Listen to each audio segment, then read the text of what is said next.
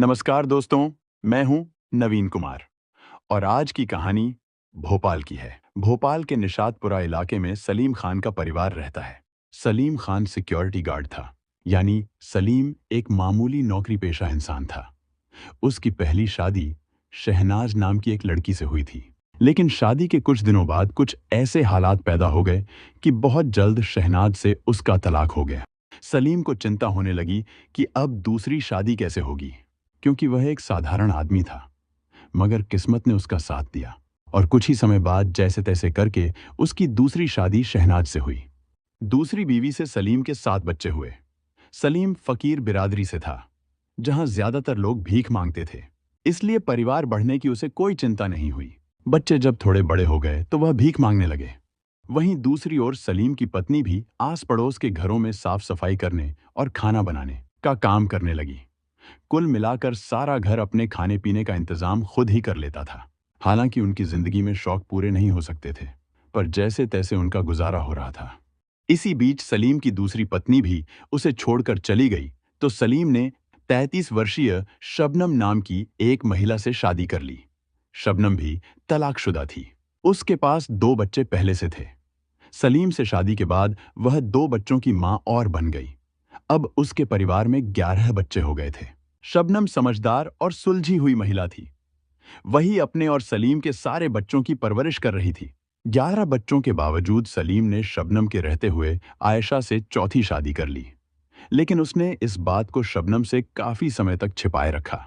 उसने आयशा को अपने घर में न रखकर भानपुर में एक किराए के मकान में रखा था और हर महीने उसे खर्च के लिए पैसे भेजता रहा। साथ ही सलीम आयशा से वहीं मिलने जाता। हालांकि सलीम यह राज ज्यादा दिन शबनम से नहीं छिपा सका। जब शबनम को इस शादी के बारे में पता चला तो उसे बेहद गुस्सा आया। उसने सलीम से नाराजगी जताते हुए कहा, तुम्हें ऐसा नहीं करना चाहिए था। सलीम ने शबनम को समझाने की काफी कोशिश की, लेकिन शबनम के लिए इस बड़े धोखे को स्वीकार करना आसान नहीं था। इस वजह से दोनों के बीच लगातार झगड़े होने लगे। कुछ ही दिनों में घर का माहौल बिगड़ गया और हर दिन इसी मुद्दे पर बहस होने लगी। आयशा, जो पहले अपने पहले शौहर से तलाक लेकर अपनी मां के साथ एक छोटे से घर में रहती थी, अब सलीम के दिए किराए के कमरे में रहने लगी थी। सलीम हर महीने उसे खर्च के पैसे भेजता, लेकिन अब आयशा ने सलीम से जिद पकड़ ली थी कि वह शबनम को तलाक देकर उसे अपने घर में रखे। सलीम शबनम को तलाक देने के लिए तैयार नहीं था, जिससे आयशा और सलीम के बीच बहस होती रही। लेकिन जल्द ही यह मामला बढ़ता चला गया। सलीम के पैसों से आयशा और उसकी मां का घर चलता था और आयशा अपनी जिद पर अड़ी रही। दिसंबर 2017 में जब सलीम को तय समय पर तनख्वाह नहीं मिली, तो वह आयशा को समय पर पैसे नहीं भेज पाया। इस पर आयशा अपनी मां वसीमा बी के साथ सलीम के घर आ धमकी। हर बार जब सलीम समय से पैसे नहीं भेज पाता, आयशा और उसकी मां शबनम को दोषी ठहराती थीं। वे घर आते ही शबनम पर हावी हो जाती और उस पर तलाक लेने का दबाव बनाती ताकि आयशा सलीम के घर में आकर रह सके। लेकिन शबनम उनकी बातों को अनसुना कर देती। दिसंबर के इस झगड़े में भी आयशा और उसकी मां शबनम से भिड़ गईं। वसीमा बी का गुस्सा 7वें आसमान पर था और उनके चीखने चिल्लाने की आवाज सुनकर आस पड़ोस के लोग भी बाहर आ गए। लोगों ने उन्हें समझाने की कोशिश की, लेकिन इतने में किसी ने सलीम को फोन करके पूरे मामले की जानकारी दे दी। सलीम ड्यूटी पर था जब उसे झगड़े की खबर मिली। वह जल्दी से घर आया और देखा कि घर में हंगामा मचा हुआ था। आयशा ने शबनम से तलाक की मांग की, जिससे झगड़ा और बढ़ गया। सलीम और पड़ोसियों ने मिलकर आयशा को समझाया, तब जाकर मामला शांत हुआ। सलीम ने दोनों को शांति से रहने की सलाह दी और ड्यूटी पर लौट गया, यह सोचकर कि अब कोई झगड़ा नहीं होगा। सलीम ड्यूटी पर था जब दूसरी बार उसे पड़ोसी का फोन आया, जिससे उसे शक हुआ कि घर में फिर कोई झगड़ा हुआ है। वह तुरंत घर की तरफ दौड़ा और वहां पहुंचकर देखा कि भीड़ जमा है। अंदर जाकर देखा तो उसकी तीसरी बीवी शबनम आग में बुरी तरह झुलस चुकी थी। उसे तुरंत हमीदिया अस्पताल ले जाया गया, लेकिन डॉक्टरों ने उसे बचाने की उम्मीद छोड़ दी। सलीम ने बहुत गुहार लगाई, पर शबनम की जान नहीं बच सकी और कुछ ही समय बाद उसकी मौत हो गई।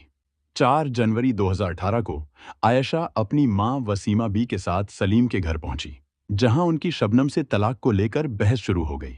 शबनम की बेटी चूल्हे पर खाना बना रही थी जब आयशा और उसकी मां ने मिलकर शबनम को धक्का दे दिया। जिससे वह जमीन पर गिर गई और उसे चोटें आईं। शबनम ने आयशा को साफ कह दिया कि वह सलीम को तलाक नहीं देगी, क्योंकि उसने सलीम की पहली बीवी के बच्चों को मां की तरह पाला है। यह सुनकर आयशा को गुस्सा आ गया और उसने जवाब दिया कि उसे परवाह नहीं है, लेकिन शबनम को तलाक लेना ही होगा। जब शबनम अपने फैसले पर अड़ी रही तो आयशा झगड़ा करने लगी।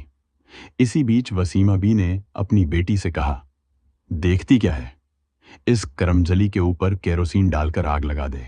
यह सुनकर आयशा ने पास ही रखा केरोसिन का गैलन उठाया और जमीन पर गिरी पड़ी शबनम पर डालकर जलती हुई माचिस की तीली उसकी तरफ उछाल दी। एक छोटी सी चिंगारी शबनम पर पड़ते ही आग का गोला बन गई। गुस्से में आयशा ने इतना बड़ा कदम तो उठा लिया, लेकिन बाद में पुलिस केस होने की बात सोचकर वह डर गई। आयशा और उसकी मां ने सलीम के साथ मिलकर शबनम को हमीदिया अस्पताल में भर्ती कराया और शबनम से बोली कि तुम पुलिस को इसकी गवाही मत देना, हम लोग तुम्हारा इलाज करा देंगे, जिससे तुम पहले की तरह ठीक हो जाओगी। पहले तो शबनम को उनकी बातों पर भरोसा हो गया, लेकिन जब अपनी हालत देखी तो उसे अपने मासूम बच्चों की फिक्र सताने लगी, जिससे वह परेशान हो गई। उसने बाद में एसआई संतराम खन्ना को पूरी सच्चाई बता दी। निशातपुरा पुलिस ने मौके का मुआयना करके आग लगाने के सबूत इकट्ठे कर लिए। आयशा और उसकी मां पर भादंवी की धारा 307 और 34 के तहत मामला दर्ज कर लिया गया। शबनम की सौतन आयशा जल्दी ही पुलिस के हत्थे चढ़ गई। आज की दूसरी कहानी बिहार के गया की है। गया में ही एक मुफस्सिल थाना आता है। इसी थाने क्षेत्र में श्याम सुंदर राउत का परिवार रहता था। श्याम सुंदर कपड़े के व्यापारी थे। श्याम सुंदर राउत के 3 बेटे थे, रवि, विक्की और शुक्कर। विक्की और शुक्कर पिता के व्यापार में मदद करते थे, लेकिन उनका तीसरा बेटा रवि यार दोस्तों की संगत में रहकर उसकी आदतें बिगड़ गई थीं। उसकी आदतें सुधारने के लिए श्याम सुंदर ने उसकी शादी कर दी थी, ताकि बहू के आने पर अपनी जिम्मेदारियों को समझ सके। बात 21 जुलाई 2018 की रात की है। रवि और उसकी पत्नी सुलेखा ने रात का खाना खाया और फिर दोनों फर्स्ट फ्लोर पर सोने चले गए। दिन भर की थकीहारी सुलेखा को बिस्तर पर लेटते ही नींद आ गई। रवि भी सो गया। रात में अचानक रवि की नींद खुली जब उसने सुलेखा की दर्द भरी चीख सुनी। उसने जल्दी से सुलेखा की ओर देखा और दंग रह गया। सुलेखा के गले से खून बह रहा था। ऐसा लग रहा था जैसे किसी ने तेज धार वाले हथियार से उसकी गर्दन काटने की कोशिश की हो। रवि को कुछ समझ नहीं आया और घबराहट में उसने चादर से सुलेखा का गला लपेट दिया ताकि खून बहना रुक सके। तभी रवि ने देखा कि एक महिला, जिसने अपने चेहरे को कपड़े से ढका हुआ था, उसी कमरे से बाहर भाग रही थी। रवि ने और ध्यान दिया तो देखा कि उस महिला के आगे भी 2 और महिलाएं भाग रही थीं। उस महिला से थोड़ी दूर आगे 2 और महिलाएं तेजी से भागी जा रही थीं। इससे पहले कि नकाबपोश महिला भागने में सफल हो पाती, सुलेखा की चीख सुनकर उसके देवर विक्की और शुक्कर कमरे में आ गए थे। रवि और उसके दोनों भाइयों ने दौड़कर नकाबपोश महिला को पकड़ लिया और लात घूंसों से उसकी जमकर पिटाई की। नकाबपोश महिला जब बेसुध हो गई तो विक्की ने उसके चेहरे से नकाब उतार दिया। नकाब हटते ही रवि, विक्की और शुक्कर तीनों दंग रह गए। वह महिला कोई और नहीं बल्कि रवि की जान पहचान की माया थी, जो सूढ़ी टोला में रहती थी। इधर सुलेखा की हालत लगातार बिगड़ती जा रही थी क्योंकि बहुत ज्यादा खून बह चुका था। इस बीच रवि के भाई विक्की ने 100 नंबर पर कॉल करके पुलिस को घटना की जानकारी दे दी थी। जैसे ही सूचना पुलिस कंट्रोल रूम तक पहुंची, थाना मुफस्सिल के थानेदार कमलेश शर्मा अपनी टीम के साथ तुरंत घटनास्थल पर पहुंच गए। वहां पहुंचते ही उन्होंने माया को गिरफ्तार कर लिया, जिसके पास हत्या की कोशिश में इस्तेमाल किया गया ब्लेड भी बरामद हुआ। सुलेखा की हालत बिगड़ती जा रही थी। रवि उसे इलाज के लिए मगध मेडिकल अस्पताल ले गया। इमरजेंसी वार्ड में भर्ती करा दिया। डॉक्टरों ने उसका इलाज शुरू कर दिया। समय पर इलाज मिल जाने से सुलेखा बच गई। अगले दिन रवि राउत की लिखित तहरीर पर मुफस्सिल थाने में माया के खिलाफ भारतीय दंड संहिता की धारा 307 हत्या की कोशिश के तहत मामला दर्ज किया गया। मुकदमा दर्ज होने के बाद थानेदार कमलेश शर्मा सुलेखा का बयान लेने के लिए मगध मेडिकल अस्पताल पहुंचे। सुलेखा ने उन्हें बताया कि रात करीब 1 से 1:30 बजे के बीच उसका पति रवि दरवाजा खोलकर बाहर चला गया था। उसी समय एक नकाबपोश औरत कमरे में घुसकर उस पर हमला करने लगी। सुलेखा ने यह भी बताया कि एक और औरत कमरे के अंदर थी, जबकि दूसरी दरवाजे के पास खड़ी रही। सुलेखा ने अपने बयान में आगे बताया कि दरवाजे के पास खड़ी औरत वहीं से बार बार पूछ रही थी, सुलेखा मरी या नहीं। नकाबपोश औरत ने न केवल उस पर हमला किया, बल्कि उसे तेजाब पिलाने की भी कोशिश की। लेकिन सुलेखा की चीखें सुनकर ऊपर आए उसके देवरों ने उसकी जान बचा ली। वह खुद इस बात से हैरान थी कि माया ने उसकी हत्या करने की कोशिश क्यों की, जबकि सुलेखा उसे जानती भी नहीं थी। सुलेखा की बात सुनकर एसओ कमलेश शर्मा भी हैरान रह गए। सुलेखा के बयान ने एसओ कमलेश शर्मा को उलझन में डाल दिया था। अब इस पूरे मामले का असली सच या तो माया ही बता सकती थी या फिर सुलेखा का पति रवि राउत। माया इस वक्त महिला थाने के हवालात में बंद थी। कमलेश शर्मा थाने लौटे और माया को महिला थाने से बुलवाया। जब उससे पूछताछ की गई तो माया ने जो बयान दिया उसे सुनकर विवेचक शर्मा पूरी तरह से अवाक रह गए। माया के बयान ने केस की दिशा ही बदल दी और यह साफ हो गया कि इस मामले में और भी कई परतें थीं जो अब तक सामने नहीं आई थीं। माया ने पुलिस के सामने चौंकाने वाला खुलासा किया। उसने बताया कि उसके और रवि के बीच करीब 3 साल से प्रेम संबंध थे और दोनों एक दूसरे से प्यार करते थे। रवि उससे शादी करना चाहता था, लेकिन पारिवारिक दबाव के चलते वह ऐसा नहीं कर सका।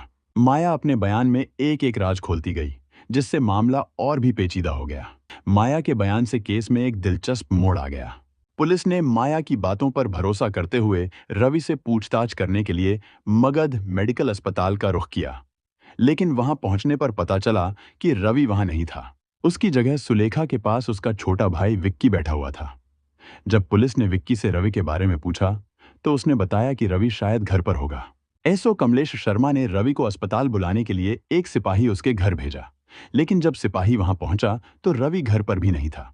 परिवार वालों ने बताया कि वह रात से अस्पताल से घर नहीं लौटा है। सिपाही ने यह जानकारी लौटकर एसओ को दी, जिससे कमलेश शर्मा को चिंता होने लगी। अब सवाल यह था कि रवि न तो अस्पताल में था और न ही घर पर। इसका मतलब था कि वह फरार हो चुका था। इससे संदेह गहरा हो गया कि पत्नी की हत्या के प्रयास में रवि का भी हाथ था। रवि के भागने से माया का बयान सच साबित होता नजर आया। मामले की सच्चाई को उजागर करने के लिए अब रवि की गिरफ्तारी जरूरी थी। पुलिस ने रवि की मोबाइल कॉल डिटेल्स निकलवाई और इससे खुलासा हुआ कि रवि और माया के बीच लगातार बातचीत होती रहती थी। घटना के दिन भी रवि और माया ने काफी देर तक बात की थी। इन डिटेल्स से पुलिस इस निष्कर्ष पर पहुंची कि रवि ने अपनी प्रेमिका माया के साथ मिलकर पत्नी सुलेखा की हत्या का षड्यंत्र रचा था। हालांकि वह अपने मकसद में पूरी तरह कामयाब नहीं हो पाया था। आखिरकार सुलेखा अस्पताल से ठीक होकर घर लौट आई, लेकिन तमाम कोशिशों के बावजूद पुलिस रवि को पकड़ने में नाकाम रही। इस बीच पुलिस ने माया को अदालत में पेश कर उसे जेल भेज दिया था। घटना के करीब 1 महीने बाद रवि पुलिस के हत्थे उस वक्त चढ़ा जब वह गया रेलवे स्टेशन के वेटिंग रूम में बैठा हुआ किसी ट्रेन का इंतजार कर रहा था, ताकि कहीं भाग सके। पुलिस ने रवि को गिरफ्तार कर थाने लाया और सुलेखा की हत्या की योजना के बारे में सच्चाई जानने के लिए उससे पूछताछ शुरू की। रवि ने चाहकर भी सच्चाई छिपा नहीं पाई और अंततः पुलिस के सामने अपना जुर्म कबूल कर लिया। पूछताछ के दौरान रवि ने सिलसिलेवार ढंग से माया के साथ अपनी प्रेम कहानी सुनाई। माया मुफस्सिल थाना क्षेत्र के सूढ़ी टोला की रहने वाली थी। वह शादीशुदा थी और 3 बच्चों की मां थी। उसके पति मनोहर की नौकरी बाहर थी और वह साल में केवल 1 या 2 बार ही घर आ पाता था। हालांकि माया 3 बच्चों की मां थी, लेकिन उसका शारीरिक आकर्षण अभी भी बरकरार था। उसका कसा हुआ शरीर और गोरा रंग उसे दूसरों की नजरों में आकर्षण का केंद्र बना देते थे। जब वह सज-धज कर घर से बाहर निकलती तो लोगों की निगाहें अनायास ही उसकी ओर खिंच जातीं। रवि अक्सर माया के घर के सामने से गुजरता था जब वह घाट बाजार स्थित अपनी दुकान पर जाता था। कुछ बार का आमना सामना हुआ और दोनों की नजरें आपस में टकरा गईं। धीरे धीरे दोनों एक दूसरे की ओर आकर्षित होने लगे और जल्द ही उन्होंने इस आकर्षण को प्यार का नाम दे दिया। माया और रवि का यह रिश्ता शारीरिक संबंधों तक पहुंचने में ज्यादा देर नहीं लगी, क्योंकि माया का पति परदेश में था और वह शारीरिक और भावनात्मक रूप से अकेलापन महसूस कर रही थी। माया की यह प्यास रवि के साथ उसके रिश्ते को और गहरा बना गई। धीरे धीरे रवि और माया के प्रेम संबंधों की चर्चा पूरे सूढ़ी टोला में फैलने लगी। रवि अक्सर घर से यह कहकर निकलता कि वह दुकान पर जा रहा है, लेकिन असल में वह माया के पास पहुंच जाता। जब तक वह दुकान पर पहुंचता, उसके दोनों भाई विक्की और शुक्कर पहले से ही वहां आकर पिता श्याम सुंदर राउत के साथ काम में जुट जाते थे। रवि की देर से दुकान पर पहुंचने की आदत से श्याम सुंदर चिंतित होने लगे। जब रवि देर से आता, श्याम सुंदर उससे देरी का कारण पूछते, लेकिन रवि हमेशा चुप्पी साध लेता। रवि का यह रवैया श्याम सुंदर को और भी परेशान करने लगा। उन्हें समझ नहीं आ रहा था कि आखिर रवि को क्या हो गया है। पिता के मन में शक गहराने लगा और उन्होंने रवि की इस देरी का असली कारण जानने का फैसला किया। आखिरकार श्याम सुंदर ने जल्द ही सच का पता लगा लिया कि उनका बड़ा बेटा रवि एक शादीशुदा और 3 बच्चों की मां माया के प्रेम जाल में फंसा है। अपने बेटे की इस सच्चाई को जानकर वह बेहद परेशान हो गए। उन्होंने सोचा कि रवि को माया से दूर रखने के लिए कुछ करना होगा। सोच विचार करने के बाद उन्होंने यह नतीजा निकाला कि अगर रवि की शादी कर दी जाए तो वह माया को भूल जाएगा। इस विचार के साथ उन्होंने रवि की शादी की बात चलाई। अंततः सुलेखा से उसका रिश्ता तय हो गया। जब रिश्ता तय हो गया तो रवि जब कभी माया के घर के सामने से गुजरता तो वह उससे नजरें मिलाने के बजाय चुपचाप निकल जाता। रवि के इस अचानक बदलाव ने माया को परेशान कर दिया। उसे समझ में नहीं आ रहा था कि अचानक रवि को क्या हो गया है कि वह उससे मुंह फेर रहा है। माया से रवि की जुदाई अब सहन नहीं हो पा रही थी। एक दिन उसने रवि का रास्ता रोक लिया और उसे अपने घर ले आई ताकि वह अपने मन की बात कह सके और अपने प्यार को फिर से जगाए। माया ने रवि से पूछा कि उसने अचानक मुंह क्यों मोड़ लिया। रवि ने कहा कि अब मिलना संभव नहीं है क्योंकि उसके घर वालों ने उसकी शादी तय कर दी है। यह सुनकर माया शॉक्ड हो गई और बिस्तर पर बैठ गई। वह गुस्से में बोली कि वह खिलौना नहीं है और उसकी जिंदगी बर्बाद करके रवि किसी और से शादी नहीं कर सकता। रवि ने यह समझाने की कोशिश की, लेकिन माया ने उसकी बात नहीं मानी और कहा कि वह उसकी शादी नहीं होने देगी। रवि ने काफी देर तक समझाने की कोशिश की, लेकिन माया ने रवि की शादी की बात स्वीकार नहीं की।